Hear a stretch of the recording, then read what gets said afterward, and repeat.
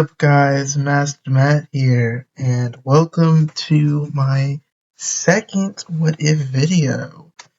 Okay, I've actually been working on this one for a little while. So this one is pretty far, but I'm gonna see how far we can get. I'm gonna try to go to the Namek saga, but I'm also going to start working on another one.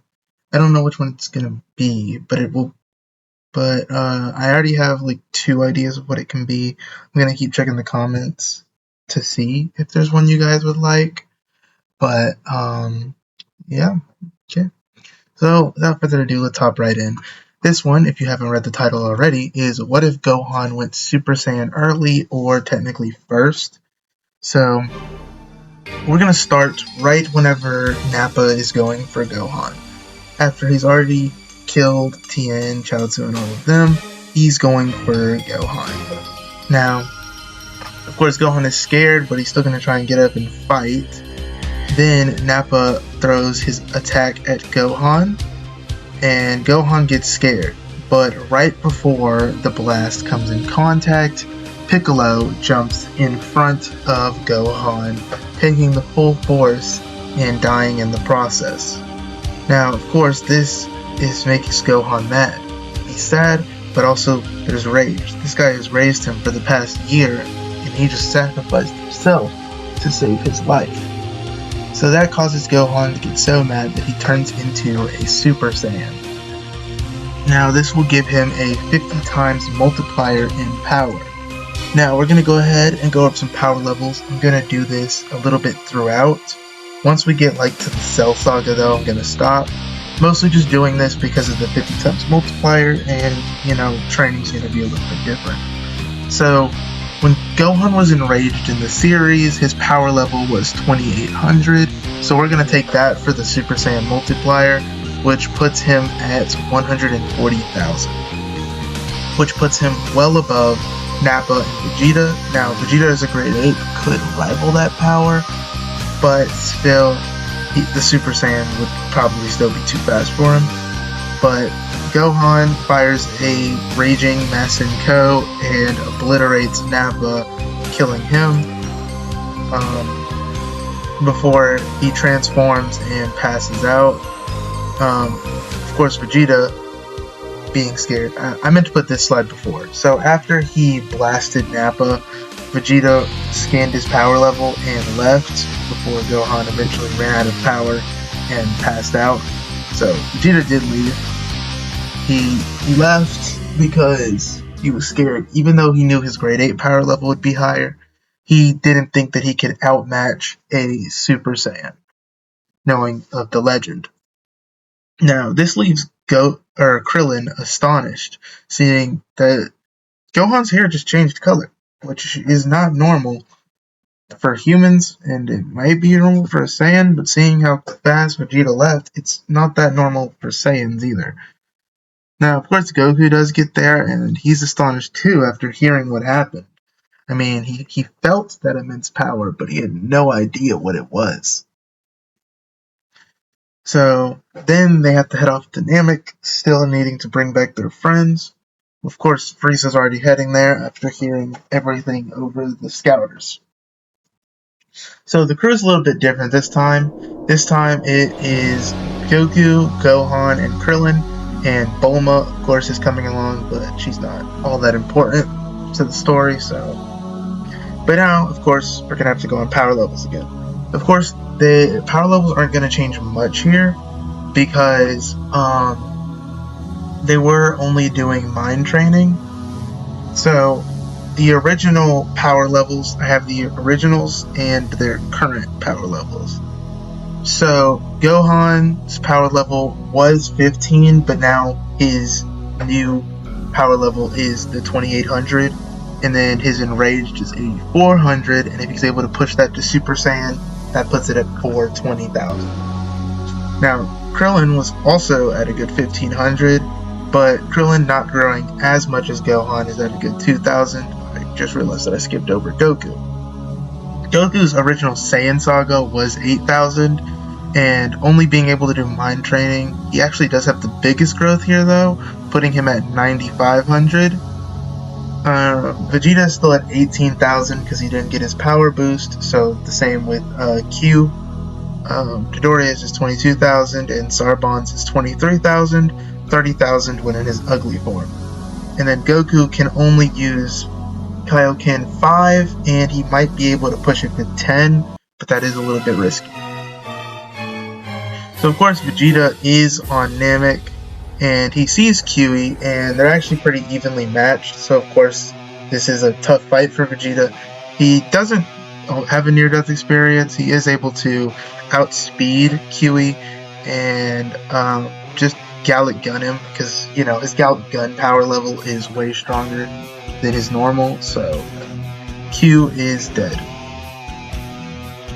Now, we're going to skip to the part where this is a little bit more relevant, when Gohan, Krillin, and Goku are spying on Frieza, Zarbon, and Dodoria with the Dragon Balls.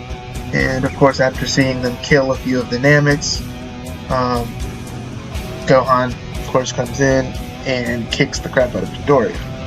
Now, of course, they all fly away with Gohan not being able to access Super Saiyan, and he doesn't know why he's not able to.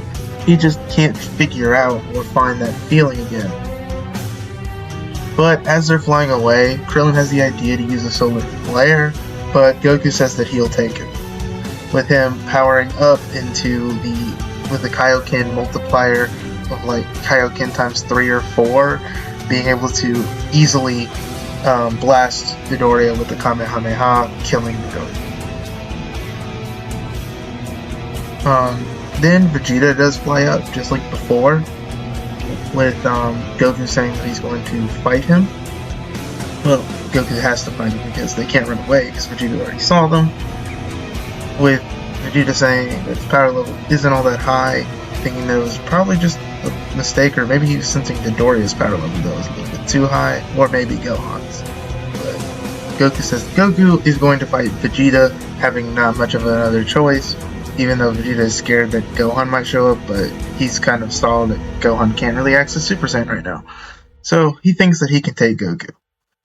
But Goku powers up into Kaioken, boosting his power level above Vegeta's, with only Kaioken times 2 and maybe 3 being enough, with him easily beating Vegeta, and Vegeta getting beat up basically almost as much as he did on Earth in the anime, so he does get his Zenkai boost there. Well, after this, they go to Guru, with Dende taking them there. Guru reads their minds, sees what's going on, and senses their potential. So he goes through and he's going to unlock their potentials, with him unlocking Gohan, Krillin's, and Goku's power level. Or, unlocking their potential. Krillin may not have as much, but Gohan definitely has the most here. Also, at this time, Vegeta fights Zarbon, who turns into his ugly form. And here's some power levels after this. Vegeta does go back and defeat Zarbon, so his power level is going to be a little bit higher too from that. So Gohan's power level is now 17,000, with the Super Saiyan for that being 850,000 now.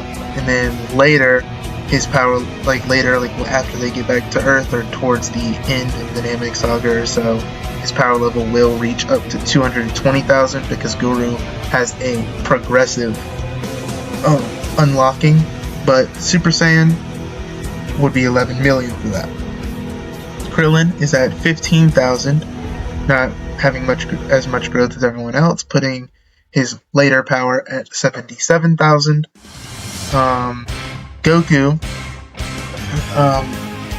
of course, he grows a little bit more, being stronger than Gohan at the moment, with 20,000, later going to 200,000, since he doesn't have as much potential as Gohan. Vegeta's power level is currently at 30,000. Guldo's is at 10,000 for the Ginyu Force. And then Jace, Berta, and Riku are all around the same at 40,000 to 45,000. That's actually what it says. Wiki that I could find. And then Captain Ginyu is at 120,000. So it's actually crazy that he still couldn't beat Saiyan, Saga, Gohan, and Super Saiyan. But the Ginyu Force, of course, does get called and they do show up, which is why I went over their power levels. Now, first, Goku fights Guldo, which of course isn't that hard of a fight with him being way faster than Guldo, so he easily outspeeds Guldo, beating him. Then he goes on to Riku, which causes him to have to power up like Kaioken times 2 or 3, or just a little bit, not much, not pushing his body too hard, but he's still fighting. But then he has to fight Berta and Jace at the same time, which pushes him to use a higher form of Super Saiyan, and of course Gohan and Krillin decide that they're going to join in, kind of help out Goku here, because it seems they're pretty powerful, especially with Berta's speed and Jace combined together. They do use their Purple Comet attack, knocking out Goku, and Gohan, seeing this, gets really enraged, powering up into Super Saiyan again. Ignore the Saiyan armor. It's really the only pictures I could find of him on Namek. But he's now in Super Saiyan, where he blasts all of them, or blasts and kills Berta, with Jace flying over to Captain Ginyu just like before, and then Ginyu and Jace are going to work together. With Gohan being angry, he does go trying to take Gohan's body. He's trying to catch Gohan off guard. If you want to check out the artists here, I found these online. This is the guy who made the pictures. There's a few more I might use, I think. But, of course, Ginyu stabs himself and goes to take Gohan's body, which does work. Now, Goku, of course, getting the strength to get back up, charges up into Kaioken. Not nearly enough, but he uses Kaioken times 10. He's gonna see if he can fight off Ginyu long enough to see if they can get Gohan's body back, because he has Super Saiyan right now. He's pretty strong, except not having full control of the body. Not long after, quickly drops out of Super Saiyan, not really holding the feeling of anger because he's in Gohan's body, and they don't really have grade 4 either, so not really a Super Saiyan anymore. With Goku and Super Saiyan able to after that, Ginyu notices that Goku is stronger with Gohan in that state, so he goes to try and take over Goku's body, but Gohan Ginyu jumps into the way and gets taken over by Ginyu, swapping their bodies back, with Goku quickly powering up and taking over and killing the weak Ginyu. Now, they have the Dragon Balls, and they're wondering who to wish back first. Goku thinks that they should wish back Piccolo, especially with King Kai saying that he's the strongest.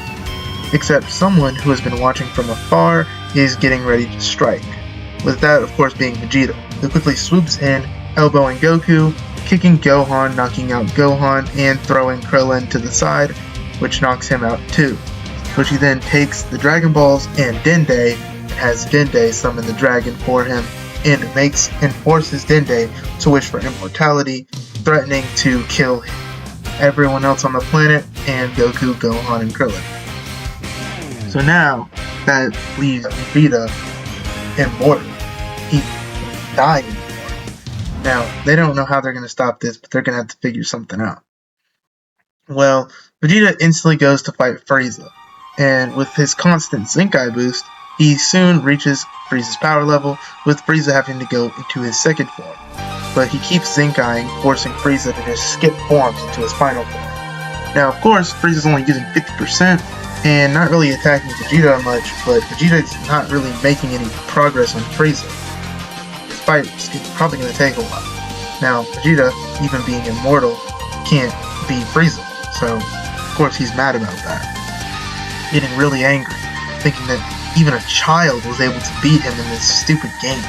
So then, of course, being very mad, he powers up and becomes a Super Saiyan as well, with the rage of not being able to beat Gohan, not even being able to beat Goku.